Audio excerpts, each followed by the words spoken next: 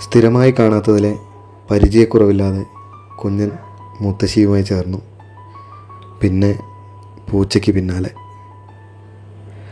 അരിനെല്ലിക്ക പുളിയുണ്ടെന്ന് പോലും തോന്നുന്നില്ല തിന്നുന്നത് കണ്ടാൽ. ഇത് നോനിപ്പഴമാണ്. സർവ്വരോഗ സംഹാരി എന്നാണ് അറിയപ്പെടുന്നത്. രണ്ടാം ലോക മഹായുദ്ധകാലത്ത് പോളിനേഷ്യൻ ദ്വീപിലെത്തിയ സൈനികർക്ക് തദ്ദേശീയരാണ് ആരോഗ്യ സംരക്ഷണത്തിന് ഈ പഴത്തെ പരിചയപ്പെടുത്തുന്നത്. ഒരു പഴത്തിന് ഏകദേശം ഉരുളക്കിഴങ്ങിനേക്കാൾ വലിപ്പമുണ്ടാകും. കടച്ചക്കയോട് രൂപസാദൃശ്യമുള്ള പഴം കൂടിയാണിത്. ശിരുവാണി വെള്ളമാണ്. ഒരാളോളം ആഴത്തിലുള്ള ടാങ്ക്. കുടിക്കാനുള്ളത് നേരിട്ടെടുത്ത് വെക്കും. ഇവിടങ്ങളിൽ കുഴൽ കിണറുകളിൽ ഉപ്പുവെള്ളമാണ്. പകരം ആശ്രയമാണ് ശിരുവാണി.